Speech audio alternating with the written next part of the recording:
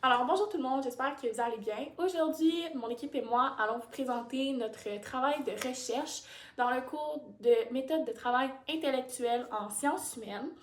Donc, ce projet consistait à choisir un premier peuple et approfondir nos connaissances sur ce sujet. Nous avons divisé les tâches pour ainsi mettre tous nos résultats de recherche en commun et avoir une meilleure connaissance globale du sujet. Alors, nous avons choisi de travailler avec le peuple Innu, qu'on appelait aussi les montagnais avant, qui sont un peuple de chasseurs, trappeurs ainsi que de pêcheurs, vivant majoritairement au sud du Labrador. Ces informations nous proviennent directement d'un dictionnaire ethnologique de Jean-Christophe Tamisé. Alors, nous avons divisé le sujet de la manière suivante, soit histoire de la sédentarisation, les modes de subsistance, relations interpersonnelles et les mythes, ainsi que la religion.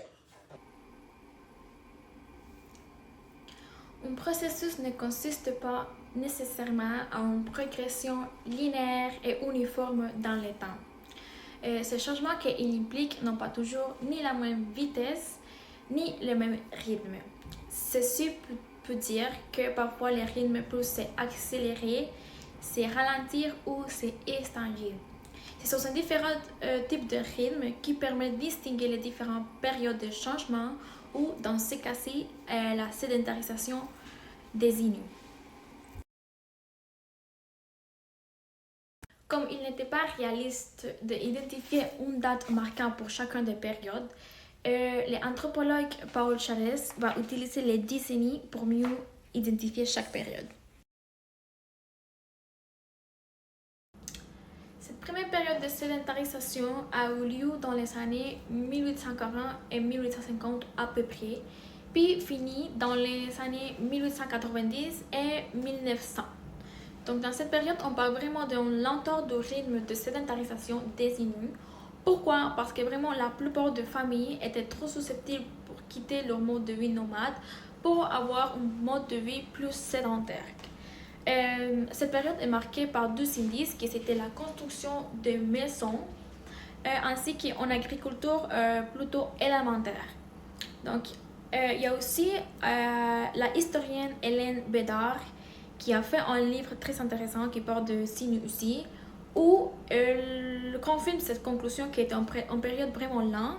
Puis elle parle aussi que les familles qui ont devenu de sédentaires étaient vraiment trop peu, étaient vraiment juste en partie, à peu près en dixième partie de toute la population totale dans cette époque.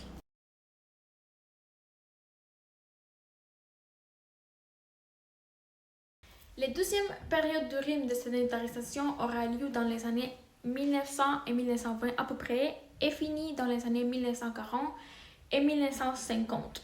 Dans cette période, on parle vraiment d'une croissance modérée du rythme de sédentarisation, mais on parle aussi dans les périodes de 1930 à 1940, une crise et une après-crise dans les communautés de famille. Pourquoi? Parce qu'il y a eu une très basse dans les prix des fourrures, ainsi qu'un travail de plus en plus rare. Dans cette période aussi, on parle du gros projet Camroute qui met l'accent sur les moyens de transport comme facteur d'échange dans les différents territoires. La troisième période des Inuits va commencer dans l'année 1950 et va finir dans l'année 1990. Donc, dans cette période, on connaît une grosse accélération du rythme de sédentarisation. Après la Seconde Guerre mondiale, les Inuits vont mettre en place des complexes hydroélectriques et miniers dans les Nitasinam, ainsi que la création de nouvelles réserves dans la côte du Nord. Dans cette période, il va y avoir aussi des interventions gouvernementales, comme le gouvernement fédéral, qui va mettre plus de réserves, des constitutions et un système de gestion. Et aussi l'intervention du gouvernement provincial qui va mettre des complexes industriels pour exploiter les ressources forestières, minières et hydroélectriques du territoire. Vraiment, le peuple Innu va avoir un gros développement dans la partie de matériel, comme la création de nouvelles maisons, des édifices, des écoles, et aussi dans la partie des commerces, comme les lieux touristiques, les commerces forestiers, par exemple. Les Inuits vont vraiment occuper un vaste territoire, c'est attendant sur les bassins hydrographiques du Saguenay, Lac-Saint-Jean et jusqu'au Labrador, y compris la côte du Nord. Aujourd'hui, les Inuits sont regroupés en 12 bandes administratives qui habitent dans 13 réserves, donc 11 au Québec, puis 2 au Labrador. Aussi que dans l'actualité, plusieurs communautés ou réserves Inuits vont changer de nom et abordent les noms de Premières Nations pour affirmer leur politique et leur identité autochtone. Pour ma part, j'ai trouvé intéressant d'approfondir les connaissances antérieures que j'avais sur les Inuits. Alors, ces connaissances dataient soit du primaire ou du secondaire de mes cours d'histoire et cette recherche m'a permis d'aller plus loin dans ma compréhension de cette communauté. Au travers de mes recherches, les auteurs s'entendent pour dire que les Inuits pratiquent la chasse, la pêche et la cueillette, pas seulement pour s'alimenter, mais aussi pour transformer les animaux en matériaux et objets du quotidien. Il est important de comprendre que pour cette communauté, les animaux tués n'ont pas de valeur monétaire, mais s'agirait plutôt d'un don ou d'un cadeau de la part des maîtres des animaux. Ceci est expliqué dans un texte de Duchesne, un chercheur en anthropologie.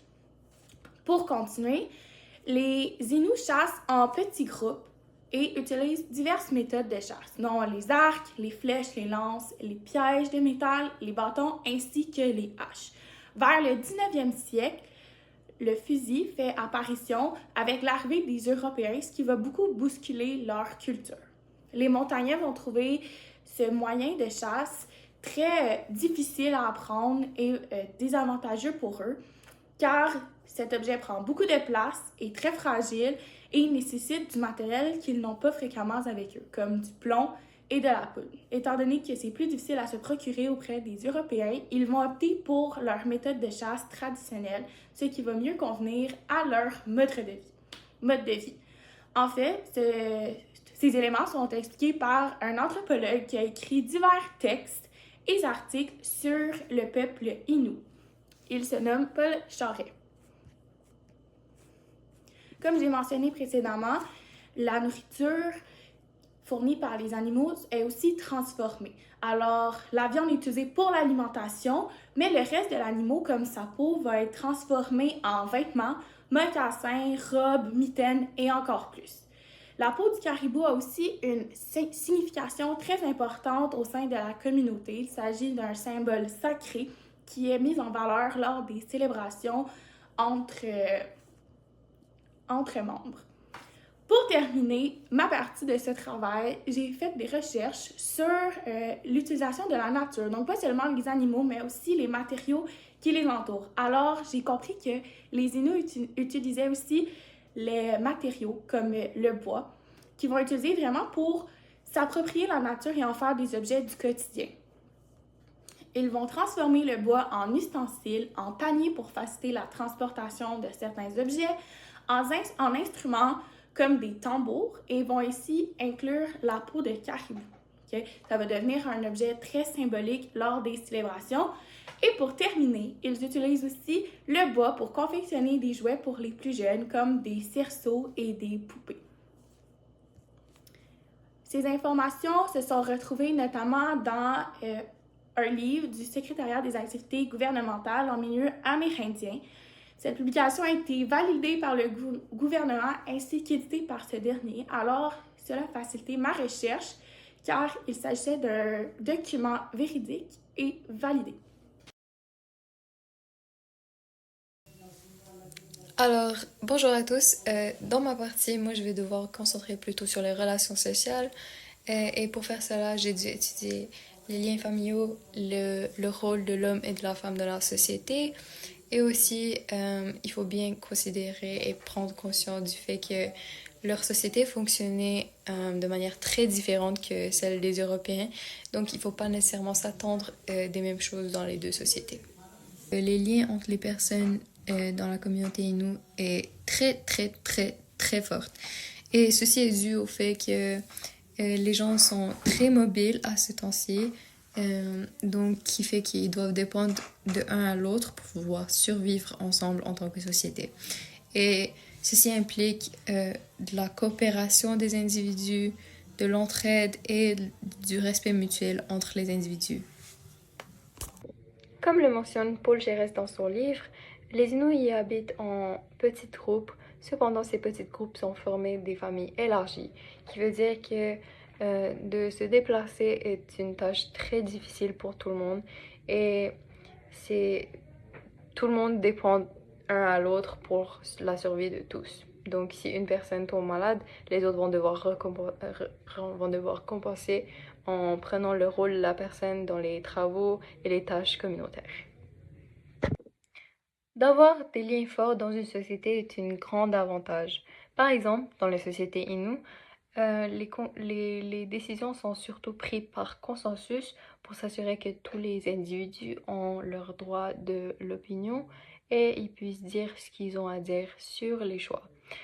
Ce qui est très différent des sociétés européennes. Nous, on a tendance à choisir un chef représentatif de tout le monde et on fait juste poursuivre les décisions prises par le chef. Au niveau familial, il faut savoir que ce n'est pas juste les parents qui sont impliqués dans le développement de l'enfant. Dans la société Innu, tout le monde et toute la communauté est impliquée dans ce développement. Ce que je veux dire, c'est les grands-parents, les tantes, les oncles, les voisins, ils sont tous des acteurs sociaux qui font partie du développement de chaque enfant et de chaque individu dans la société. La méthode la plus souvent utilisée pour aider les enfants à développer et de devenir des adultes indépendants et matures, c'est en laissant les enfants apprendre et expérimenter par eux-mêmes et en les guidant doucement à travers tout ça. Pour ce qui est hommes et des femmes, ceci est un système basé sur la complémentarité, je dirais plutôt. Et ce que je veux dire, c'est que par exemple, dans la société Innu, lorsque les hommes ils s'occupent plutôt de la chasse, la pêche, la cueillette, les femmes ils vont plutôt faire la préparation de l'alimentation, l'occupation de l'enfant et la transmission de l'éducation aux enfants. Par contre, il faut bien tenir compte que les deux rôles sont autant valorisés, donc il n'y en a aucun des rôles qui est considéré supérieur à l'autre et il n'y a aucun des rôles qui est vu comme étant moins important que l'autre. Comme le montrent Delage et Hubert dans leur ouvrage, cette complémentarité est bien différente de celle trouvée en Europe, où la plupart du temps la femme est très oppressée par l'homme et le rôle du mâle est plutôt vu comme étant dominant et supérieur en comparaison de celle de la femme, qui est plutôt oppressée et dominée. La religion Innu. Comme de nombreuses autres religions autochtones, la religion Innu a été transmise oralement au fil des années, des générations plutôt. Elle est composée de mythes fondateurs, par exemple la naissance du printemps, la naissance des races, ou même encore le choix d'humains entre le loup ou le chien pour leurs compagnons. Elle est aussi composée de créatures mythiques, comme les géants, la femme crapaud, ou encore, je pense, celui le plus connu parmi nous, le Wendigo. Elle est aussi composée de personnages clés. Quand je parle de personnages clés, je fais référence aux esprits les plus puissants, en quelque sorte, dont les esprits qu'on appelle les maîtres.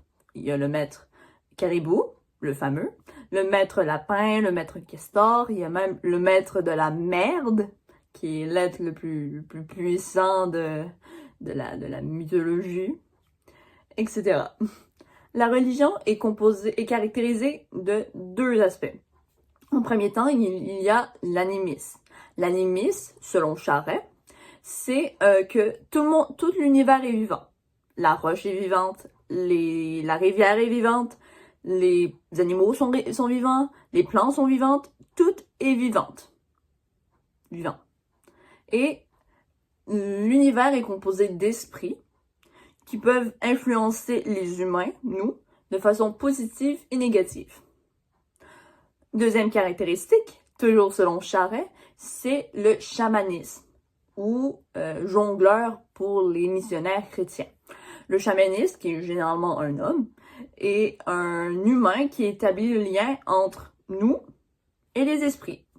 C'est par des rites, des pratiques religieuses, même des pratiques divinatoires qui puissent faire ce lien entre l'esprit et l'humain. Et c'est lui aussi qui officie des cérémonies dans la tente tremblante, la hutte. En plus de la religion en tant que telle, il y a une vraie spiritualité envers la Terre. Selon les Inuits, on fait partie d'un tout qui compose notre univers. Donc, pour eux, comme comparé à nous, les Occidentaux, qui dominons la nature pour avoir ce que nous voulons, pour les Inuits, c'est plutôt il faut s'intégrer à elle. Les Inuits ont des devoirs envers cette nature. En premier temps, ils doivent la respecter, voire l'admirer, parce que c'est elle qui leur donne tout ce qu'ils ont besoin, donc il faut montrer de la gratitude. Deuxièmement, selon eux, il faut soigner la terre. Donc, comme c'est elle qui nous a donné naissance, ben, il faut prendre soin de notre maman. La religion Innu a été en quelque sorte mixée avec d'autres religions autochtones. Il n'y a pas de première religion Innu originale. Il y a toujours des mythes qui s'échangent, des personnages aussi qui sont récurrents, d'autres non utilisés selon le groupe et la région. Il faut aussi parler que la religion Innu a été grandement influencée par le christianisme, par les jésuites ou les missionnaires qui ont été envoyés. Donc, en quelque sorte, ils ont perdu beaucoup de leur culture, mais quand même, de nos jours, ils sont encore présentes, heureusement. Bref, les Inuits, c'est un peuple proche de leurs racines, de la nature et de leur culture. C'est un peuple qui a une histoire très forte et une histoire aussi très émouvante. Cette recherche a permis à moi et le reste de mon équipe à trouver beaucoup de réponses sur ce peuple qui nous était inconnu. Pourtant, elle nous a aussi apporté beaucoup de questions. Est-ce que notre gouvernement nous instruit assez sur les premiers peuples de nos terres? Est-ce que pour le peu d'informations qu'on a, c'est assez? Donc, ce genre de questions sont nombreuses. Donc, comme future piste pour les prochains, ça serait intéressant de se questionner sur les souffrances physiques et psychologiques que les Inuits ont subies lors de la colonisation des Européens. Eux, une population qui croyait pouvoir tout dominer, même celle de la nature.